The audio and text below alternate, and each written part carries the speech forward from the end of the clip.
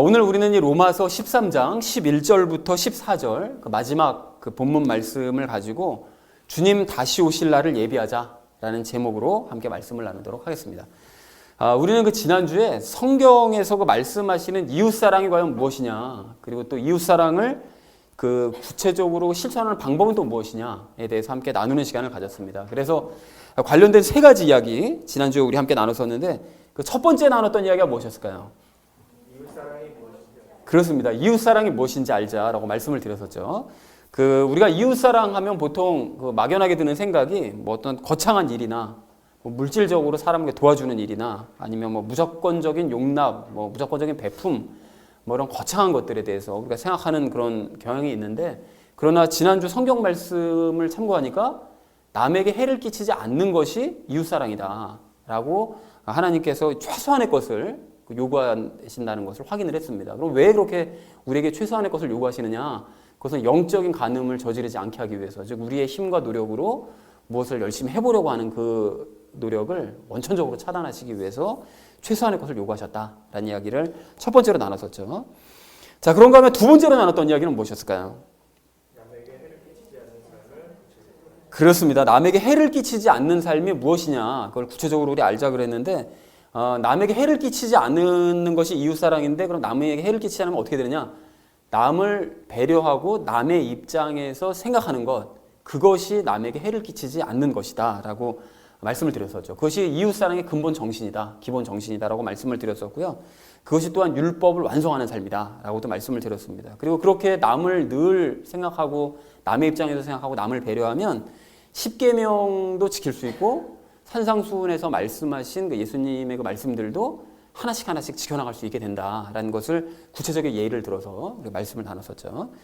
자, 그런가 하면 마지막 세 번째로 나눴던 이야기는 무엇이었을까요? 그렇습니다. 서로 사랑하자고 그랬죠. 이것을 이제 실천을 해야 되는데, 그 내 힘으로만 방금 그 두 번째 말씀드렸던 그 사실, 그러니까 남을 늘 배려하고 늘 남의 입장에서 생각하는 것이 내 힘으로만 하게 되면 당연히 그건 어려운 일입니다.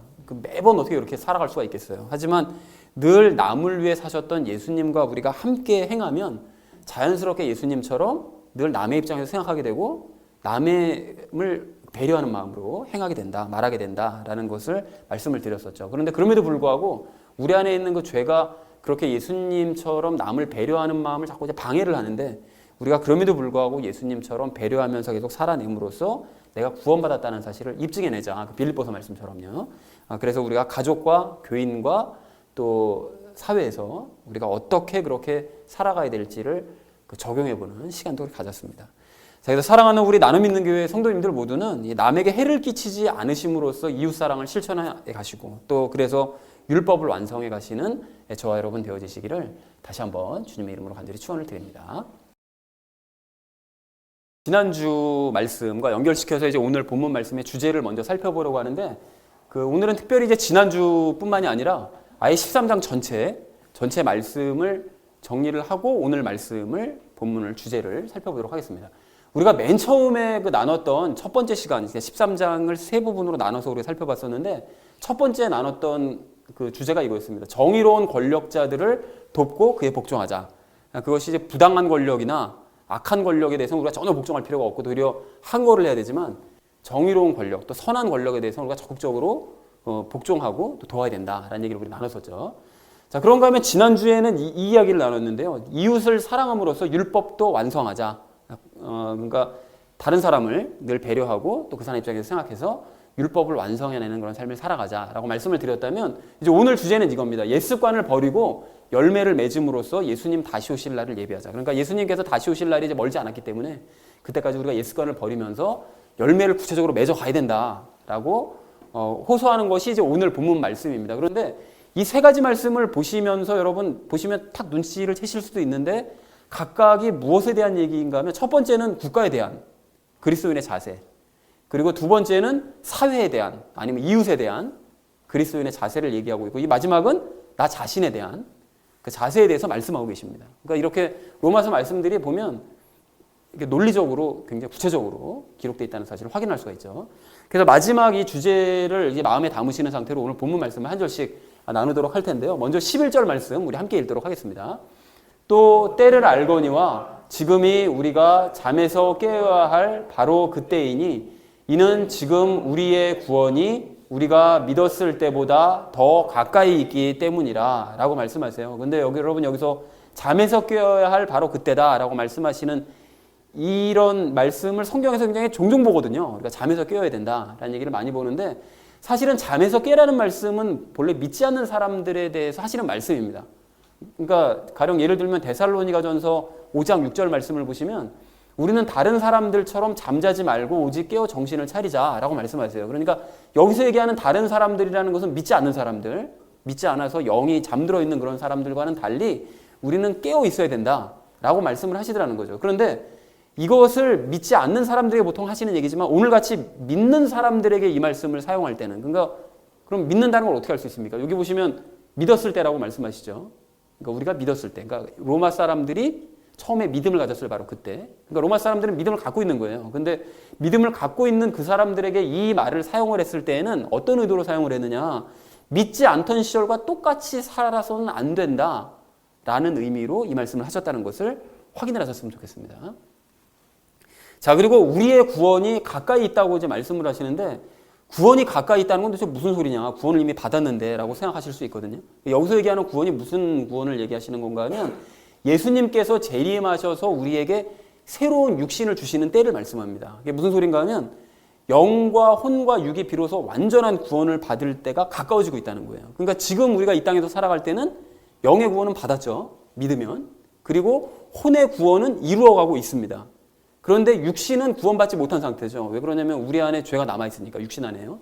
근데 예수님께서 재림하실 때는 새로운 육신을 주시기 때문에 이제 우리가 영과 혼과 육이 완전한 구원을 완전체로 이제 거듭나게 될 때 바로 그때가 가까워지고 있다. 그러니까 즉 예수님의 재림이 가까워지고 있는 상태다를 지금 말씀하고 계신다라는 것을 알 수가 있습니다. 자, 그리고 여기 보면 이제 우리가 믿었을 때라고 얘기를 하는데 믿었을 때보다 이제 구원이 더 가까이 있다고 얘기하는데 이게 무슨 의미인가 하면 처음 믿음을 가졌을 때를 얘기합니다. 우리가 예수님을 처음 믿었을 때. 그런데 가만히 생각해 보면 처음 믿었을 때보다는 지금이 시간이 좀 흘렀기 때문에 예수님께서 재림하실 날짜는 정해져 있고요. 그날이 언제인지 모르지만 정해져 있고 믿었을 때보다 우리가 시간이 더 흐르면 그만큼 예수님의 재림 날짜가 더 가까워지고 있다는 것이 되겠죠. 그러니까 그만큼 더 가까워졌기 때문에 우리가 경각심을 가져야 된다라고 지금 말씀을 하고 계십니다. 자, 그래서 전체 의미를 이렇게 정리해 볼 수가 있겠는데요. 지금은 우리가 바르게 살아야 할 때이니 우리가 구원받은 그때보다 예수님의 재림이 더 가까워졌기 때문이다. 그러니까 가까워지고 있으니까 우리가 정신을 좀 차려야 된다라고 말씀하고 있습니다. 자, 그리고 이어진 12절 말씀을 함께 읽겠습니다. 밤이 많이 지나고 낮이 가까이 왔으니 그러므로 우리가 어둠의 행위를 벗어버리고 빛의 갑옷을 입자라고 말씀하십니다. 그럼 여러분 여기서 밤이라는 거는 무엇을 의미하는 걸까요? 여기서 얘기하는 밤은 믿지 않던 때를 얘기합니다. 그래서 어둠 속에서 내가 잠들어 있었을 때 과거 그것을 얘기하고요. 낮은 뭘까요? 낮이라는 것은 밝을 때죠. 근데 예수님의 재림의 날을 얘기합니다. 이게 왜 그런가 하면 예수님께서 그 재림하시면 이제 새 예루살렘이 우리에게 이제 땅으로 임하잖아요. 근데 그때 임할 때 그 새 예루살렘에는 더 이상 밤이 없습니다. 항상 낮입니다. 근데 그 낮도 지금보다 7배나 더 밝대요. 근데 7배라고 해서 진짜로 딱 7배가 아니라 완전히 밝아진다는 거죠. 그래서 그렇게 밝은 새 예루살렘이기 때문에 늘 낮은 바로 그때가 새 예루살렘이 임할 때가 이제 가까이 왔다라는 그런 의미가 되겠죠. 자, 그리고 어둠의 행위라는 것은 과거 우리가 믿지 않았을 때 했던 그런 행동들을 의미하고요. 그리고 빛의 갑옷을 입자라는 것은 우리가 이제 빛의 자녀가 되니까, 그러니까 빛된 그런 새 예루살렘에서 살아갈 그런 자녀로서 우리가 합당한 삶을 살아내자는 거죠. 보여주자라는 건데 뭔 소린가 하면 우리가 옷을 입으면 그 옷을 입은 모습을 남들에게 보여줄 수밖에 없잖아요. 그러니까 빛된 삶의 모습에 그런 옷을 입게 되면 그런 빛된 삶을 살아갈 수밖에 없게 되기 때문에 그런 삶의 모습을 살아내자, 또 보여주자라는 그런 의미가 되겠습니다. 자, 그래서 전체 12절 말씀을 이렇게 정리할 수가 있겠는데요. 믿지 않았던 때는 우리가 많이 지나갔고, 과거 믿지 않았던 때는 이미 많이 지나왔고, 예수님의 재림은 또 가까워지고 있기 때문에 그러니까 과거의 악한 습관들을 이제 더 이상 행하지 말고 버리고 빛의 자녀다운 모습을 우리가 드러내야 된다라고 12절에서 말씀하고 있습니다. 자, 그리고 이어진 13절 말씀을 좀 우리 함께 읽어볼까요? 낮에 하듯이 우리가 정직하게 걸으며 흥청거리거나 술 취하지 말고 침실을 더럽히거나 방탕하지 말며 다투거나 시기하지 말자라고 말씀하십니다. 근데 여기 낮이하듯이라는 것은 보통 밝은 대낮에는 행실이 이제 바르죠. 악한 사람들도 행실을 바르게 하려고 노력들을 하는데 바로 그것을 의미합니다. 그러니까 밝은 대낮에 행실이 바른 것처럼 정직하게 우리가 걷자는 거죠.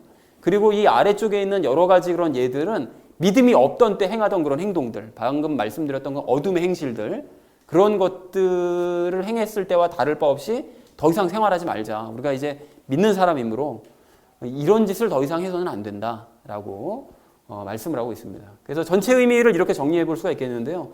그리스도인으로서 정직하게 행동하며 과거의 삶처럼 흥청거리거나 술 취하지 말고, 그리고 성적으로 타락하지 말고 방탕하지 말고 다투거나 시기하는 일은 더 이상 우리가 하지 말자라고 예수님께서 가까이 오시니까요.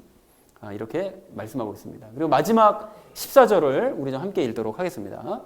오직 너희는 주 예수 그리스도로 옷 입고 육신의 정욕을 채우기 위해 육신에게 기회를 주지 말라라고 말씀하십니다. 그런데 여러분, 여기 주 예수 그리스도로 옷 입고라는 저 말씀은 방금 우리가 앞에서 살펴봤었던 잠에서 깨어라, 빛의 갑옷을 입어라 라는 그 말씀과 거의 비슷한 의미입니다. 그러니까 잠에서 깨어서 과거와는 다른 새로운 삶을 우리가 살아내야 되고, 또 빛의 갑옷을 입어서 빛의 자녀인 것을 드러내는 것처럼 예수 그리스도로 옷을 입으면, 아까 전에도 말씀드렸듯이 옷을 입으면 사람들에게 보여주게 되잖아요. 새로운 옷을 입으면 보여주게 되는 것처럼 주 예수 그리스도로 옷을 입으면 주 예수 그리스도의 모습을 보여주게 되는 거죠.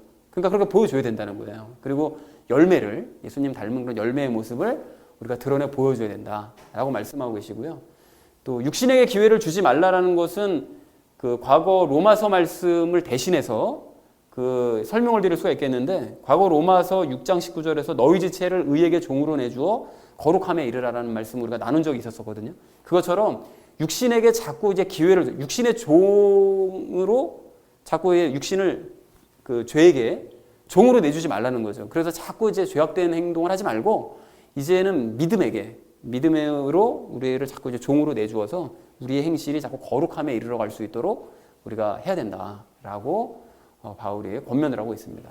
자, 그래서 마지막 14절 말씀을 이렇게 정리해 볼 수가 있겠는데요. 너희는 예수님의 열매를 드러내 보여야 되고 정욕을 채우기 위해서 육신에게 더 이상 기회를 주어서는 안 된다라고 권면을 하고 있습니다. 자, 그래서 이렇게 14절까지 내용을 나눴다면 본문 전체를 이제 한 절씩 이렇게 정리해 볼 수가 있겠습니다. 예수님의 재림에 가까웠기 때문에 우리는 바르게 살아야 된다. 그렇다면 과거의 습관들은 이제 버리고 빛의 자녀다운 모습을 좀 드러내보자. 즉 구체적인 예를 들어서 정직하게 너희가 행동을 해야 되고, 술 취하거나 방탕하지 말고 다투거나 시기하는 그런 행동들을 더 이상은 해서는 안 된다라고 얘기하고, 마지막으로 그렇게 그리스도인의 열매를 너희가 드러내 보이면서 육신의 정욕을 채우는 일들은 이제 그만두자. 더 이상 그만두고 바른 행실을 드러내 보이는 삶을 살아가자라고 바울이 이제 권면을 하고 있습니다. 자, 그래서 오늘 본문 말씀의 그 결론을 이렇게 맺을 수가 있겠는데요. 옛습관을 버리고 열매를 맺음으로써 예수님 다시 오실 날을 예비하자. 반대로 얘기하면 예수님 다시 오실 날이 가까이 오고 있으니 너희는 옛습관을 버리고 열매를 맺어야 된다라고 말씀하셨다는 것이 오늘 본문 전체 말씀의 내용입니다. 여러분, 이렇게 본문 말씀을 이해하셨다면 이제 나머지 부분들을 오늘 삶 가운데 적용하시면서 함께 말씀을 나누도록 하겠습니다. 예수님께서 다시 오실 날을 준비해야 될 우리가 오늘 첫 번째로 함께 나눌 이야기는 다시 한번 구원을 확인하자라는 것입니다. 여러분, 오늘 11절 말씀을 보시면 잠에서 깨어야 한다고 말씀하시고요. 12절 말씀을 보시면 빛의 갑옷을 입자고 말씀하시고요.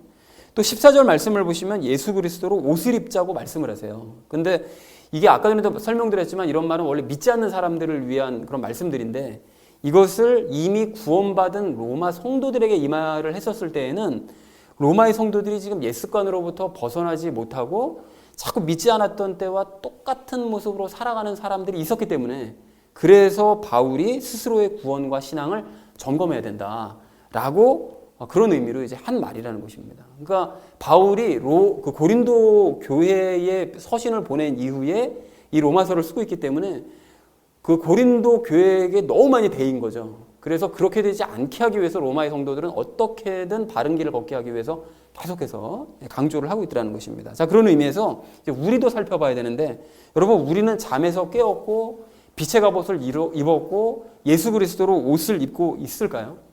여러분, 만약에 그렇다고 한다면 이게 정말 참 감사한 일이지만 우리가 처음 믿었을 때로부터 지금까지 내가 믿었다고 생각한 때로부터 지금까지를 따져와서 뭐 10년, 20년, 30년, 40년, 50년의 세월이 흘렀는데도 초신자였을 때의 신앙의 모습과 비교해서 내가 거의 변화가 없다.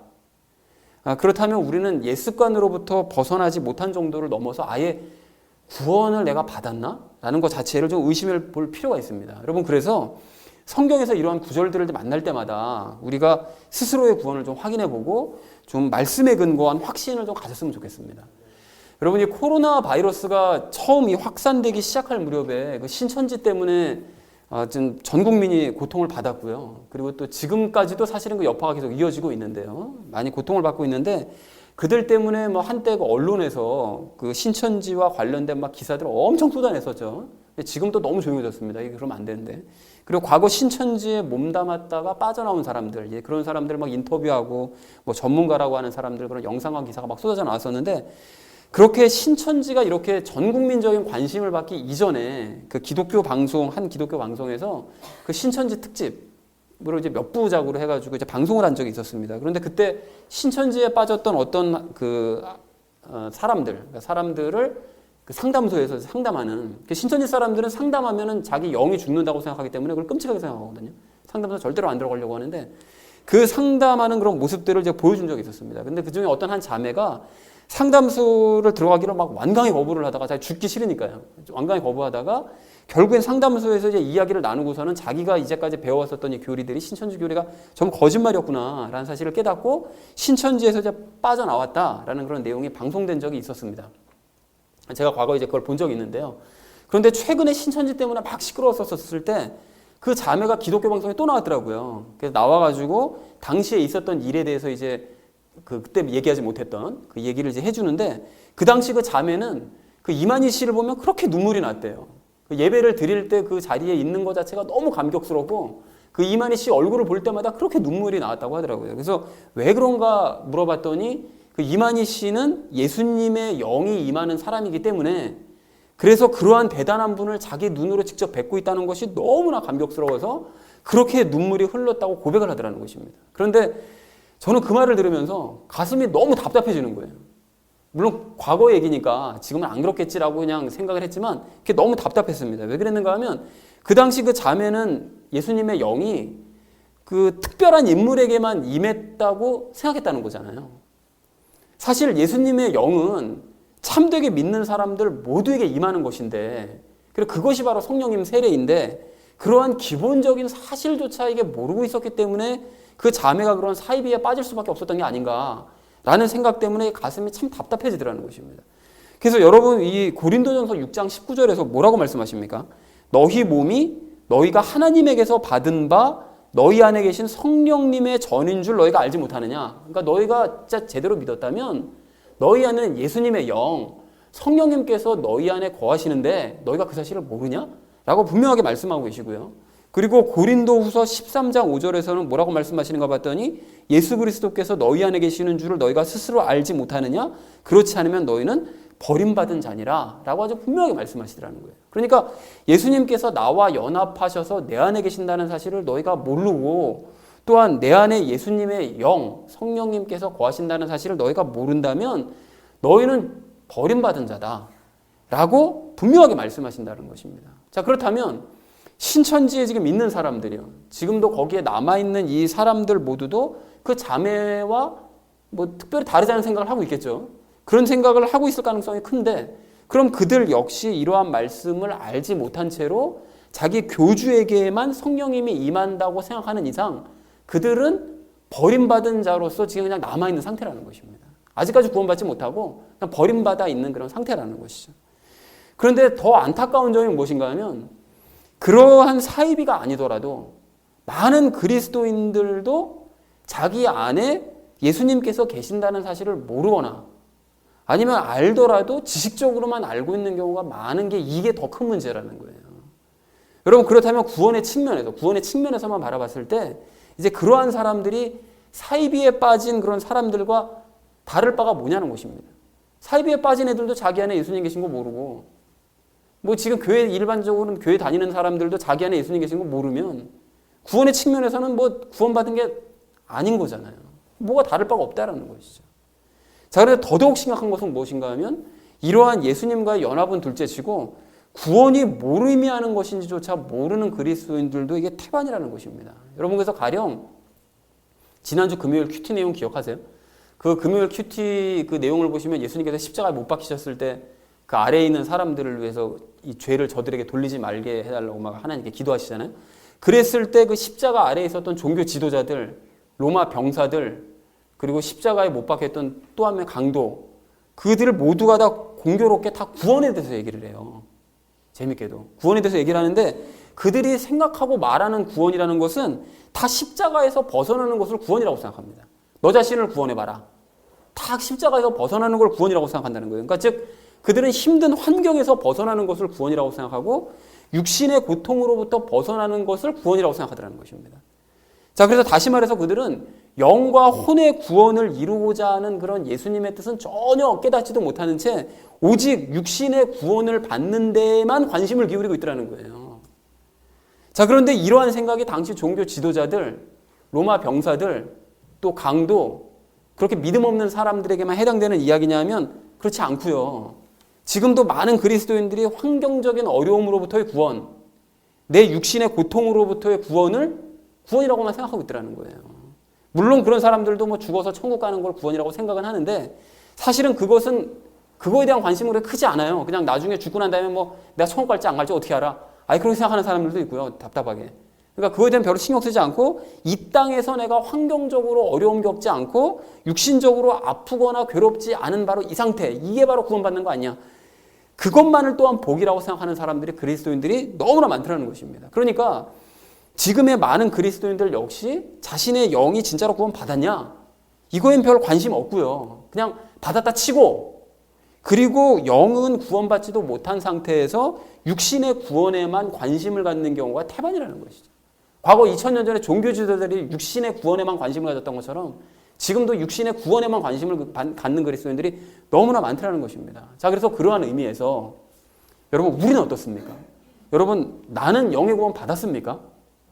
나는 혼의 구원을 이뤄가고 있나요? 여러분, 마침 오늘이 부활절이잖아요. 부활절인데 부활절을 우리가 지내기 바로 그 40일 전에 모든 교회들이 고난주간이라고 해서 40일 동안 금식하고 새벽기도하고 울고 막 이런 그 시간들을 보내는데 우리는 그 기간에 대해서 뭐 십자가에 대해서 강조하지도 않고 울지도 않았어요. 그런데 십자가 사건에 대해서 제가 그렇게 강조하지 않고 뭐 울거나 이렇게 하지 않았던 이유는 십자가 사건보다 부활이 더 중요하기 때문에 제가 강조하지 않은 것이지 십자가 사건 자체가 중요하지 않기 때문에 강조하지 않은 게 아닙니다. 그것은 우리가 너무나 당연하기 때문에 우리가 다 그렇게 아실 줄로 믿고 제가 그렇게 강조하지 않은 것이죠. 자, 그렇다면 질문이요. 여러분은 십자가 사건으로 내 영이 죄와 분리가 되었고 그래서 영이 구원을 받았다는 사실을 여러분 확신하고 계십니까? 그리고 오늘 많은 사람들이 부활절을 전국적으로 이렇게 기념하고 전 세계적으로 부활절을 기념하고 있는 것처럼 예수님께서 부활하셨는데 예수님이 부활하셨다는 사실도 믿으시나요? 그리고 정말로 많은 사람들이 부활하신 예수님께서 하늘로 올라가신 이후에 예수님께서는 그냥 하늘에 계신다 라고 알고 있는 사람들이 대부분인데 여러분은 그 부활하신 예수님께서 하늘로 올라가셨던 그 예수님께서 성령님을 통해서 내 안에 들어오셨다는 사실을 믿으시나요? 예수님이 정말 내 안에 계십니까? 여러분 정말 아멘이라고 하면 너무나 감사하고 기쁜 일이지만 혹시나 내 안에 계실걸? 아니면 뭐 당신이 맨날 그렇게 뭐 예수님 내 안에 계신다고 그러니까 예수님 내 안에 계신다고 난 그렇게 알고 있는데 혹시 이렇게 생각을 하신다면 여러분 정말 경각심을 가지셔야 됩니다. 여러분 그리고 제가 이런 이 질문들 또 이런 마음이 좀 불편해질 수 있는 내용들을 예배 시간에 가끔 이렇게 한 번씩 말씀을 드리는 것은 여러분을 불편하게 만들고 싶어서도 아니고 여러분을 다그치고 싶은 마음도 아닙니다. 우리가 로마서를 거의 다 나누어가는 이때에 그 중요한 핵심 교리들을 우리가 로마서를 통해서 다 배워왔다면 성경 말씀에 근거해서 특별히 로마서 말씀에 근거해서 방금 드린 그 질문에 대해서 확실하게 대답을 하실 수 있어야 되는 거예요. 말씀에 근거해서. 그리고 구원의 확신도 말씀에 근거해서 구원의 확신도 가지실 수 있어야 된다는 것입니다. 나 어렸을 때 수련회 가서 어떤 설교를 듣는데 마음이 좀 찌르르 하더라고. 난 그래가지고 난 구원받았다고 난 믿어. 여러분 그건 구원 아닙니다. 그런 믿음 안 돼요, 여러분. 여러분 믿음은 느낌이 아닙니다. 또는 나 옛날에 귀신 쫓겨나가는 걸 한번 본 적 있거든. 난 그래서 하나님이 계신 걸 나는 알아. 난 그래서 구원받았다고 난 믿어. 여러분 그런 믿음도 안 됩니다. 하나님이 계신다는 것을 아는 것과 내가 구원받았다는 것은 완전 상관없는 얘기인 거예요. 전혀 별도 얘기라는 것이죠. 우리는 다른 어떤 것이 아닌 반드시 성경 말씀에 근거해서 구원받았다는 사실을 확신해야 되고 또 구원을 받았다면 내가 구원받았다는 말씀의 근거가 있어야 됩니다. 난 이 말씀의 근거에서 난 구원받았다는 사실을 난 믿어. 이것이 있어야 된다는 것이죠. 그러나 이렇게 말씀드림에도 불구하고 야 예수 믿고 그냥 편하게 먹고 살고 그냥 되었으면 그냥 구원받은 거지 뭘 그렇게 자꾸 그렇게 따지냐 너는 이렇게 여러분 생각하시거나 아니면 이와 비슷한 생각을 자꾸 하시면서 구원에 대해서 대충 하시는 분이 혹시라도 계실까 봐 다시 한번 강조드리는데요. 여러분 부활하신 예수님께서 내 안에 계신다는 정말로 계신다는 사실을 말씀을 통해서 깨닫지 못했다면 나는 아직 구원받은 상태가 아닙니다. 사랑하는 우리 나눔 믿는 교회 성도님들 모두는 내가 깨어있는 상태인지 자고 있는 상태인지 또 빛의 갑옷을 입고 있는 상태인지 어둠의 옷을 입고 있는 상태인지 또 예수님으로 옷을 입고 있는 상태인지 아니면 옛습관의 옷을 여전히 그대로 입고 있는 상태인지 여러분 헷갈려 하지 마시고 여러분 이런 기회에 확실하게 짚고 넘어가시기 바랍니다. 그래서 만약 내가 자고 있는 상태인 것 같고 빛의 갑옷을 아직 입지 못하고 어둠의 옷을 여전히 입고 있는 상태인 것 같고 옛습관의 옷을 입고 있는 상태인 것 같다면 다시 한번 말씀드립니다. 모든 거 다 내려놓으시고 그 생계를 위해서 먹고 사는 문제조차 다 내려놓으시고 구원의 문제를 고민하시기 바랍니다. 여러분 심각하게 받아들이셔야 됩니다. 하지만 스스로 돌아본 결과 구원받은 것이 맞고 또 구원을 확신하고 계신다면 진정으로 감사하시기 바랍니다. 그리고 깨어있는 자로서 빛의 갑옷을 입은 자로서 예수님의 옷을 입은 자로서 늘 기쁨 가운데 살아가는 저와 여러분 되어지시기를 주님의 이름으로 간절히 축원을 드립니다. 자, 예수님 다시 오실 날을 준비해야 될 우리가 오늘 두 번째로 함께 나눌 이야기는 신앙이 자라야 한다는 것입니다. 여러분 우리가 앞에서 나눴던 것처럼 구원받았다는 것을 확인했다면 혹은 이미 나는 나 자신이 구원받았다는 사실을 확신하고 있었어요 라고 그렇게 하신다면 우리는 14절에 있는 말씀처럼 이제 육신에게 기회를 주지 말아야 됩니다. 내가 구원받았다는 게 맞다 그러면 더 이상 육신에게 기회 주지 말아야 된다는 거죠. 그렇게 함으로써 점차 어둠의 행위들을 벗어버리고 거룩한 습관들을 들여가면서 자라가야 됩니다. 우리가 혼이 자라가야 된다는 것이죠. 그래서 가령 예를 들자면 요즘 같은 이 코로나 이 시국에 국면 때 우리 교회는 워낙 인원이 적어서 우리가 격리 지침 지켜가면서 우리 예배를 드리고는 있는데요. 다른 많은 교회들은 함께 모여서 예배 드리는 것을 중단한 지가 벌써 한 2달여 됐습니다. 많이 힘들어하고 있죠. 그래서 물론 이럴 때 예수님과 연합한 사람은 모여서 예배를 드리던 자기 각자 혼자 예배를 드리던 하나님께 예배 드리는 마음은 변함없이 똑같이 예배 드릴 수 있겠지만 그러나 그럼에도 불구하고 우리 신앙의 선배들은 모이기에 힘썼거든요. 그러니까 모이기에 힘썼기 때문에 그 마음처럼 함께 모여서 드리는 그 예배를 그거에 대한 갈망이 생기는 것은 어쩔 수가 없습니다. 함께 모여드리는 예배가 기쁜 거는 사실이에요.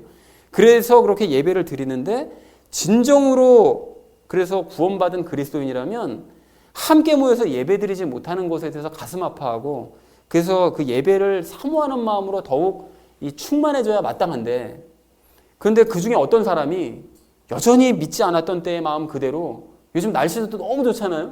그러니까 야 날씨 진짜 좋구나. 이런 기회 아주 여기저기나 놀러 다녀야 되겠다. 어차피 보는 사람도 없는데 예배 안 드려도 상관없는 거 아니야? 아싸 놀러 다니자고 이런 마음을 가지고 있는 사람이 있다면 여러분 그 사람은 오늘 본문에서 말씀하시는 육신에게 기회를 주는 사람이라는 거예요. 방탕한 사람이라는 것이죠.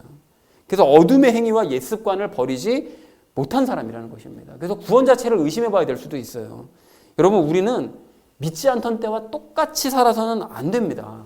아니 진정한 믿음을 가지고 있다면 그렇게 되지도 않습니다. 어떻게 진정으로 구원받은 사람이 예배 드리는 것보다 노는 게 더 좋을 수가 있습니까? 전 제 입장에서는 도저히 이해가 안 됩니다. 아무리 날씨가 좋고 놀러 가고 싶은 마음이 있어도 예배 드리는 것보다 더 좋을 수는 없는 거죠.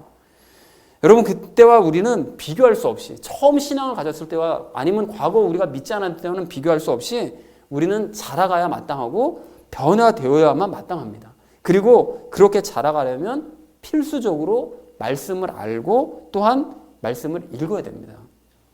여러분 지난 수요 성공부 시간에 그 다윗이 언약궤를 옮긴 그 사건에 대한 이야기를 함께 나눴었는데요. 그 그 다윗은 그 언약궤가 40년 동안 성막에 있지 못하고 아비나답이라는 사람의 그 개인 집에 혼자 있었던 것을 너무나 가슴 아프게 생각했습니다. 그래서 왕이 되자마자 이제 언약궤를 옮기는 작업부터 하는데요. 그래서 다윗이 이제 성경 말씀에 따라서 언약궤를 옮겨오려면 제사장과 레위인이 있어야 되니까 그 제사장과 레위인들을 아비나답의 집으로 보내고 그 환영할 사람들, 3만 명의 사람들을 국민들까지 준비를 딱 해놨습니다. 해놨는데 아비나답의 집에서 언약궤가 나올 때를 보니까 제사장이나 레위인들이 언약궤를 들고 나온 게 아니라 어떻게 나왔습니까? 소수레에 실려서 나왔죠. 여러분 그게 왜 그랬다고 그랬었죠? 그게 왜 그랬다고 그랬는가 하면 40년 전에 아비나답의 집에 언약궤가 들어가기 전에 그 언약궤가 어디 있었는가 하면 블레셋 땅에 있었습니다. 블레셋 사람들이 전쟁 났었을 때 언약궤를 빼앗아 가서 자기네 땅으로 갖다 놨다가 7개월 동안 블레셋 땅을 돌아다니면서 아주 온갖 재앙이 다 일어나잖아요.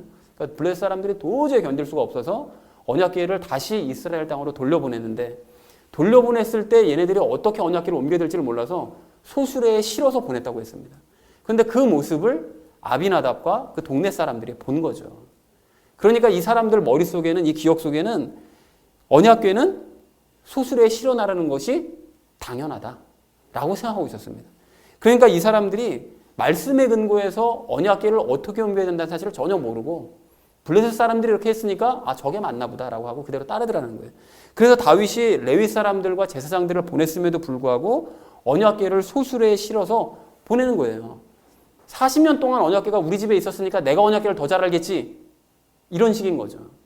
자, 그래서 다윗과 제사장 레위인들은 아비나답의 그 두 아들 우사와 아히오가 그 언약궤를 몰고 가는 것을, 저 앞에서 몰고 가는 것을 그냥 뒤따라가면서 악기나 연주하면서 그들 뒤를 그냥 쫄래쫄래 따라가기만 하더라는 것입니다. 완전히 잘못된 형식으로 그 일들을 행하고 있었다는 것이죠.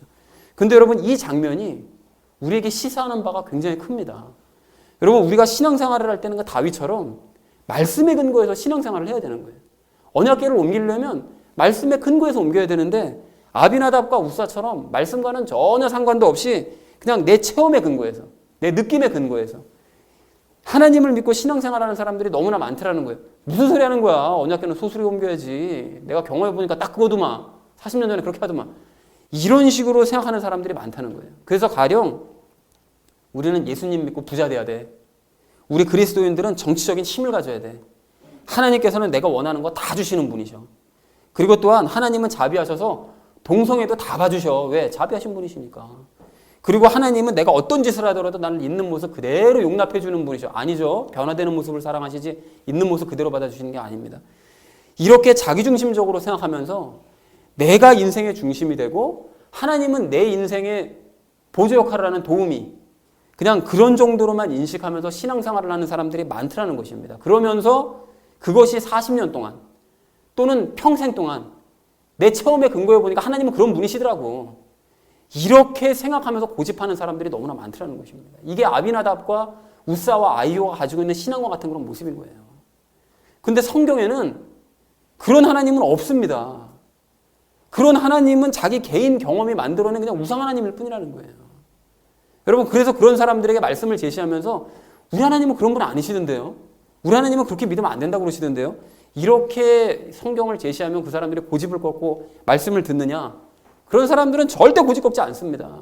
그런 사람들은 성경에서 말씀하시는 하나님과 성경에서 말씀하시는 신앙생활을 따르려고 하는 것이 아니라 내가 경험한 하나님, 또 내가 경험으로 깨달은 신앙생활을 훨씬 더 중요하게 생각하더라는 거예요. 그러면서 거꾸로 말씀 제시하면 꼭 얘기하잖아요.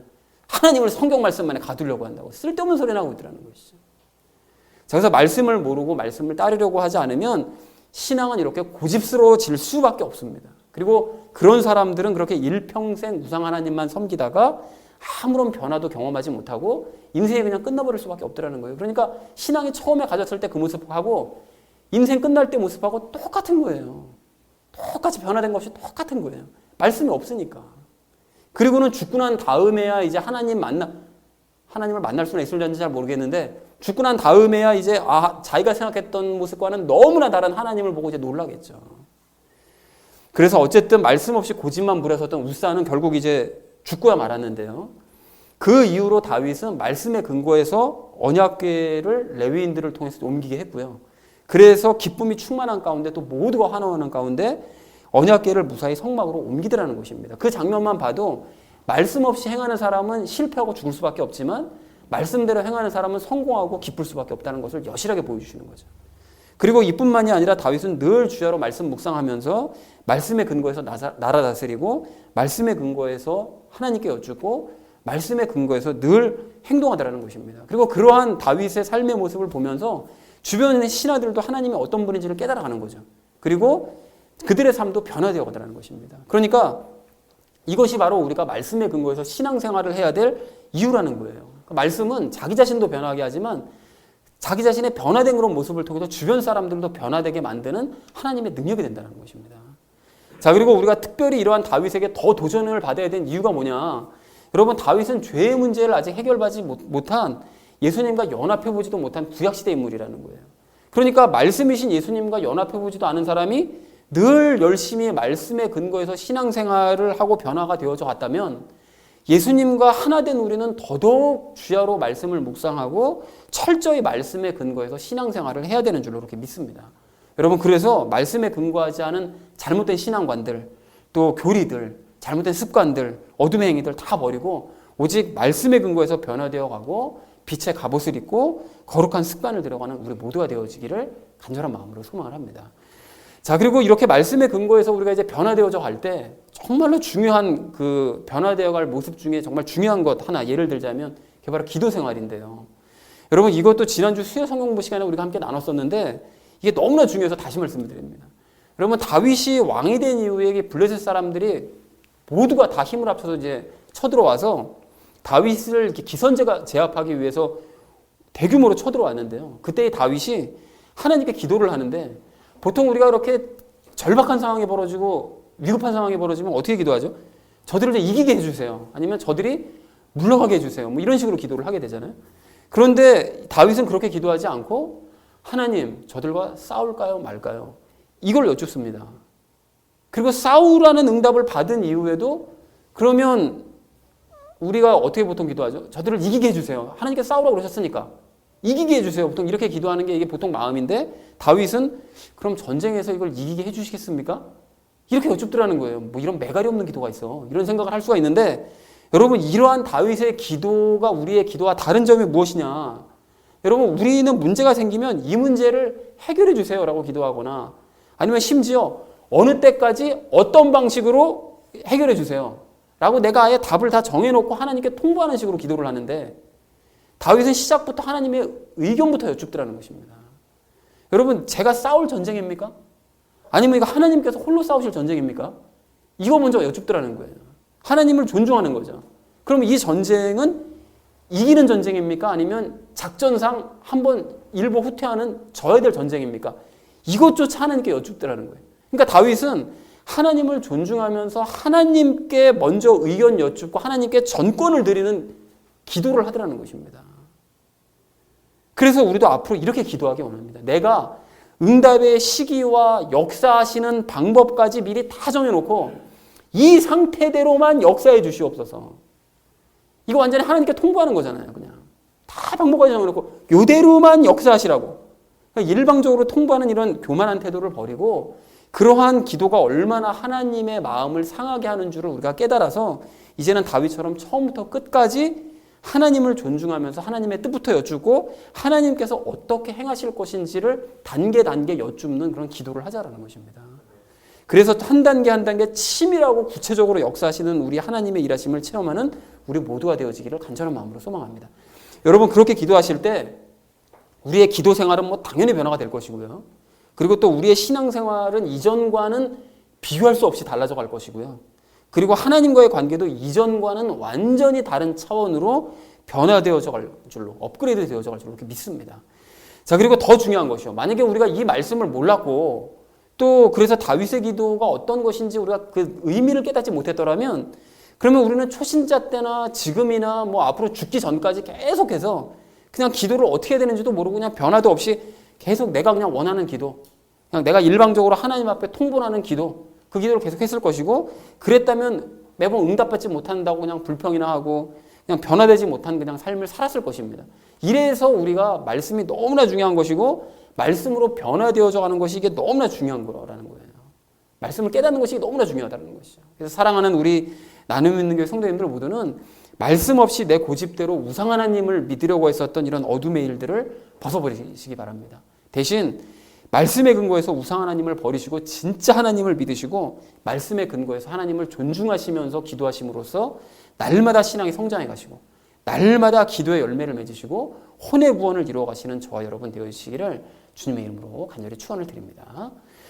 자, 예수님 다시 오실 날을 준비해야 될 우리가 마지막으로 오늘 함께 나눌 이야기는 마지막 심판의 때를 기억하자라는 것입니다. 여러분, 사이비와 그 이단들이 하도 예수님의 재림과 마지막 심판을 강조를 해서 우리가 이게 마지막 심판에 대한 얘기하기가 좀 말하기가 좀 조심스러워서 그렇지, 사실은 우리 그리스도인들은 바울이 그랬던 것처럼 항상 예수님의 재림과 마지막 심판을 의식하며 살아야 됩니다. 이게 우리 그리스도인들의 기본 자세예요. 예수님께서 곧 다시 오신다. 이걸 기억하며 살아야 되고 또 대비를 해야 됩니다. 그래서 예수님의 재림 전에 우리가 해야 될 일이 무엇이냐? 뭐죠? 예수님을 닮는 열매 맺는 삶. 여러분, 혼의 구원을 그래서 이루어가야 되는데 그 일을 이루어갈 때 그냥 세워라 내워라 그냥 뭐 오늘 안 되면 내일 하면 되고 내일 안 되면 모레 하면 그만이지 뭐. 여러분, 이렇게 느긋한 마음으로 이거를 이루려고 해서는 안 됩니다. 여러분, 뭐 그렇다고 마음의 평안까지 깨버리자 이건 아닌데, 평안한 가운데 그 일들을 그래도 긴장감을 가지고 그 일들을 해나가야 된다는 거예요. 여러분, 오늘 11절 말씀처럼 우리가 과거에 믿은 순간부터 지금까지를 생각해보면 그만큼 시간이 흘렀잖아요. 시간이 흘렀으니까 예수님께서 재림하실 날은 가까워진 거예요. 구원의 때는 가까워진 거예요. 더 한 걸음 더 가까이 다가갔다는 거죠. 그래서 처음 믿었던 그때나 한참의 시간이 흐른 지금이나 내 신앙을 돌아봤더니 별로 달라진 게 없다. 그럼 긴장해야 됩니다. 왜 이렇게 난 안 변하지? 나 구원받은 게 맞나? 이런 생각을 한 번쯤 해봐야 된다는 거예요. 그래서 가령 내가 10년 전에 예수님 믿었는데, 처음 믿었다고 생각했는데 오늘 나의 모습과 비교를 해봤더니 그때와 별로 달라진 것이 없이 뭐 여전히 나는 흥청거리고 있고 그냥 술에 취하고 있고 성적으로 문란하고 그냥 방탕하고 남들과 싸우고 그냥 시기나 하고 있고 이런 식으로 되고 있다. 이거 문제가 아주 심각한 것입니다. 그럼 그런 사람은 구원부터 의심해 봐야 돼요. 이런 식으로 살고 있다면 말이죠. 그런데 그 정도는 아니더라도 1년 전의 내 모습과 지금의 내 모습을 비교를 해봤더니 상태가 별로 달라진 것도 없고, 뭐 예수님을 내가 그렇다고 더 많이 알게 된 것도 아니고, 뭐 예수님과 더 친밀해진 것 같지도 않고, 말씀을 깨달은 것도 별반 차이가 없는 것 같다. 그러면 여러분 반성하셔야 됩니다. 반성하셔야 돼요. 오늘 찬양한 대로 우리가 아까 전에 예수 그 이름 그 찬양했었을 때 그 찬양 가사가 예수님 안에 얼마나 큰 비밀들이 숨겨져 있고 예수님 안에 그 말할 수 없는 풍성함이, 그 풍부함이 숨겨져 있는데 1년 전에 알고 있던 예수님이나 지금 알고 있는 예수님이 어떻게 똑같을 수 있단 말입니까? 어떻게 달라진 게 전혀 없이 내가 아는 것도 어떻게 달라진 게 전혀 없죠? 예수님이 문제거나 내가 문제거나 둘 중에 하나 문제인 거잖아요. 그렇다는 얘기는 말씀이 1년 전이나 지금이나 예수님과의 교제가 1년 전이나 지금이나 그 이유가 무엇인지는 내가 잘 모르겠지만, 각자가 서로 다른 입장이니까요. 그 이유는 모르겠지만 그냥 그 자리에 정체에 있다는 뜻밖에 안 된다는 것입니다. 그러니까 반성하고 경각심을 가져야 되는 거예요. 그러니까 예수님께서는 우리와 친밀한 관계를 맺기 원하시고 또 우리로 하여금 더 풍성한 열매를 맺게 하시려고 지금도 많은 기회들을 주고 계시거든요. 그런데 우리가 그 기회를 붙잡기보다 어떻게 하죠? 그런 기회보다는 죄의 유혹에 넘어가서 오늘 본문 말씀처럼 죄에게 자꾸 기회를 주는 거예요. 정욕을 위해서 육신에게 자꾸 기회를 주다 보니 열매 맺는데 어려움을 겪을 수밖에 없게 된다는 것입니다. 그래서 우리가 예수님께서 다시 오실 날이 멀지 않았다는 사실을 늘 인식하면서 거룩한 긴장감을 좀 가지실 필요가 있는데요. 여러분, 그렇게 함으로써 죄에게 우리가 기회를 주지 말고, 그래서 어둠의 행위들을 벗어버리고 이제 예수님과 또 말씀을 더욱 풍성하게 알아가고, 그래서 새로운 습관을 들여가고 열매 맺는데 열심을 내는 우리 모두가 되기를 간절한 마음으로 소망을 합니다. 여러분, 그리고 아까 처음에 나눴던 것처럼 13장 말씀을 전체적으로 쭉 보니까 이게 국가와 타인에 대한, 또 나 자신에 대한 권면의 말씀들이라는 걸 오늘 알 수가 있었었는데, 그렇다면 우리는 사회정의를 세우기 위해서 권력에 복종하고 또 세상법도 잘 지키고 타인의 입장에서 늘 생각함으로써 서로가 사랑해가는 그 열매도 풍성하게 맺기를 원합니다. 여러분, 그렇게 삶으로써 주변 사람들에게 모범이 되기를 소망을 합니다. 여러분, 이처럼 국가와 타인과 오늘 본문에서 말씀하시는 나 자신을 위해서 열매 맺는 삶이 예수님께서 다시 오실 때까지 우리가 힘써야 될 본업인 거예요. 여러분, 이게 본업입니다. 먹고 살기 위한 것이 본업이 아니고요. 지난주에 두렵고 떨리는 마음으로 너희 구원을 받았다는 사실을 증명해 보이라고 말씀하셨는데 이렇게 삶으로써 내가 구원받았다는 사실을 증명해 내자라는 것입니다. 왜 그래야 됩니까? 예수님께서 다시 오실 날이 멀지 않았기 때문에 그렇습니다. 사랑하는 우리 나눔 있는 교회 성도님들 모두는 생각하지 않은 시간에 내가 다시 올 것이니 너희는 준비하고 있어라 라는 마태복음 24장의 예수님의 말씀을 기억하시기 바랍니다. 여러분, 그래서 예수님과 함께 맡은 바 일들을 성실하게 감당하시고 열매들을 맺으셔서 그날 예수님께 큰 칭찬을 받으시는 저와 여러분 되어지시기를 주님의 이름으로 간절히 축원을 드립니다. 자, 이제 말씀을 정리합니다. 오늘 적용 부분을 가만히 이 세 가지를 또 가만히 생각해 보니까 이것이 영과 혼과 육에 대한 말씀으로 정리를 해볼 수가 있습니다. 즉 내가 영의 구원을 받았는지를 확인하고 또 영의 구원 받았다면 혼의 구원을 이루기 위해서 변화의 삶, 자라가야 되고 그리고 육신의 구원을 받는 마지막 그 심판 때까지 우리가 그 날이 가까워 오므로 그날을 위해서 지속적으로 열매를 맺어야 된다라는 얘기를 우리가 함께 나눴습니다. 그래서 사랑하는 우리 나눔 있는 교회 성도님들 모두는 곧 다시 오실 예수님을 사모하며 기다리시되 정의로운 권력에 순종하시고 또 타인을 사랑하시고 나의 영과 혼과 육의 구원을 위해서 살아가시는 저와 여러분 되어지시기를 주님의 이름으로 간절히 축원을 드립니다. 우리 함께 기도하겠습니다.